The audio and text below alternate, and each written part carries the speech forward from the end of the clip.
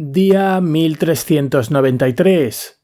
Hoy traemos las noticias más importantes desde la zona de Kupiansk. Aquí, tras semanas de repetidas afirmaciones por parte de los líderes políticos rusos de que Kupiansk había sido capturada, la realidad ha golpeado con fuerza. Los ucranianos han demostrado que la ciudad no estaba en absoluto bajo control ruso, sino que había sido limpiada silenciosamente de fuerzas enemigas, lo que ha llevado al presidente Zelensky a visitar Kupiansk en persona. Teniendo en cuenta las especulaciones rusas, es esencial comprender el panorama general, por lo que haremos un análisis exhaustivo de la operación ucraniana que liberó Kupiansk de las fuerzas rusas, ya que su resultado se convirtió en un golpe directo y muy visible para la narrativa de Moscú, especialmente en un momento en el que es posible que se estén llevando a cabo negociaciones de paz. La operación comenzó con una campaña cuidadosamente planificada destinada a aislar a las fuerzas rusas dentro y alrededor de Kupiansk mediante devastadores ataques aéreos. La Fuerza Aérea Ucraniana se centró en impedir que los refuerzos cruzaran el río Oskil y mantuvieran la cabeza de puente rusa al norte de la ciudad, cortando la línea de suministro antes de avanzar hacia la propia ciudad. Las imágenes geolocalizadas muestran a un F-16 ucraniano atacando a las tropas rusas cerca de Hrianivka, mientras intentaban cruzar el río. Otra concentración fue destruida cerca de Olubivka, cuando las bombas JDAM de un F-16 ucraniano aniquilaron a un grupo que se encontraba en medio de un cruce.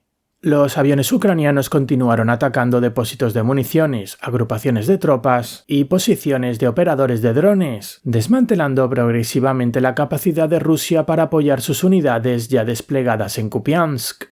Ni siquiera la aparición de un Su-35 ruso en patrulla logró detener la campaña, ya que un MiG-29 ucraniano lanzó otro ataque JDAM sobre un edificio en el centro norte de Kupiansk, donde las tropas de asalto rusas se habían atrincherado y desde donde se coordinaban las operaciones de combate rusas. La segunda fase se centró en el corredor terrestre al sur de Borichna, que las fuerzas rusas habían estado utilizando para infiltrarse en Kupiansk, donde los ucranianos pretendían crear un cuello de botella alrededor de la ciudad. Los equipos de asalto ucranianos entraron en acción, despejando uno a uno los cinturones forestales y las estructuras.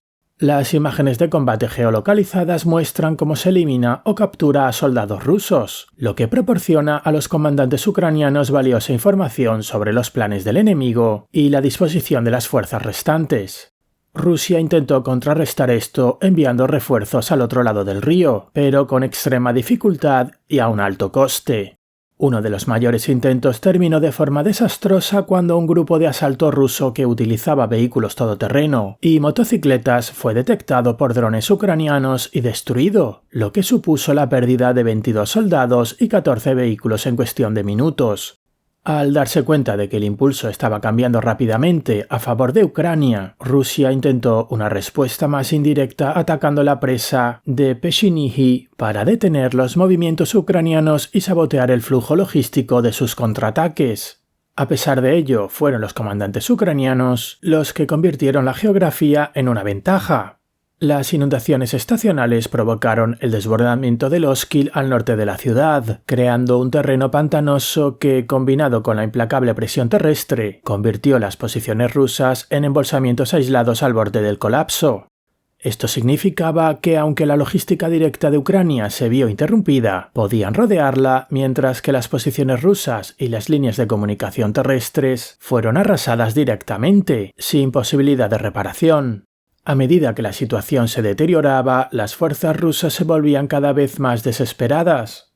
Pequeños grupos intentaron cruzar los pantanos utilizando puentes improvisados hechos con troncos de pino, con la esperanza de llevar al menos un mínimo de apoyo a sus compañeros dentro de la ciudad.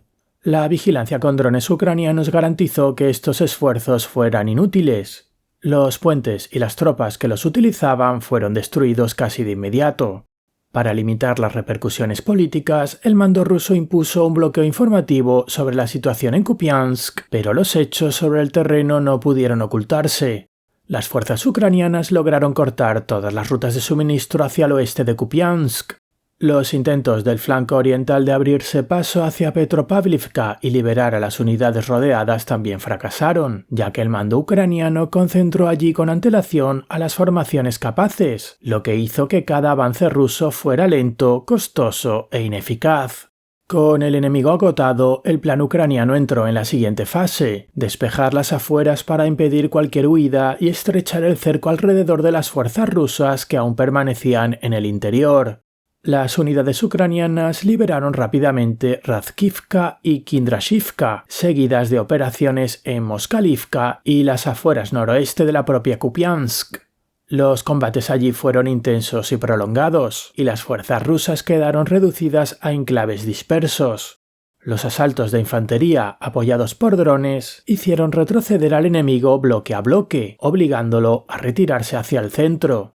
Los operadores de drones ucranianos siguieron desempeñando un papel decisivo, localizando y atacando a pequeños grupos que intentaban fortificar sus posiciones e impedir el avance ucraniano. La actividad de drones rusos aumentó de forma similar, como muestra un vídeo geolocalizado en el que se ve a soldados ucranianos despejando edificios, mientras son atacados por un dron FPV ruso. Afortunadamente, a pesar del intenso fuego y de que el dron no fue derribado, el ataque falló, ya que todas las tropas ucranianas sobrevivieron y continuaron con su misión. Una vez que los restos rusos se concentraron y se cortaron las rutas de refuerzo, los ucranianos decidieron que era el momento de acabar con las fuerzas rusas restantes. Como resultado, unidades del segundo cuerpo de la Guardia Nacional Khartia, reforzadas por fuerzas de operaciones especiales, liberaron más de 40 kilómetros cuadrados. Poco después, el presidente Zelensky visitó las afueras de Kupiansk para desmentir personalmente las afirmaciones rusas de victoria. Junto con Syrskyi, se reunió con el mando del frente, condecoró a los soldados y declaró que Kupiansk sigue siendo ucraniana. En resumen, la importancia de la batalla por Kupiansk va más allá del campo de batalla. Semanas antes, Putin afirmó que Kupiansk e incluso Pokrovsk ya habían caído, y pidió a los periodistas internacionales que visitaran y verificaran las capturas rusas.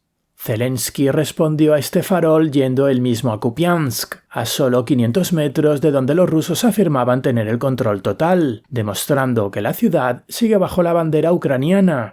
Con solo algunos grupos rusos aislados que siguen escondidos y siendo perseguidos, la limpieza de Kupiansk no solo ha desmantelado un posible punto de apoyo militar ruso, sino que también ha destrozado una afirmación clave del enemigo en un momento político decisivo.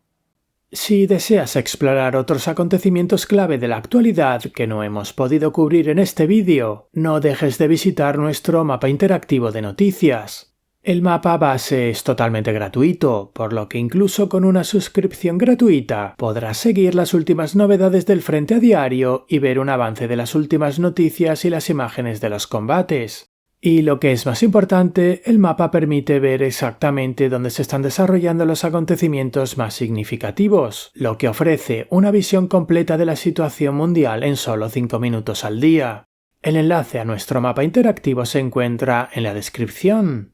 Gracias por ver esta actualización y un agradecimiento especial a todos los que ya siguen nuestro mapa interactivo.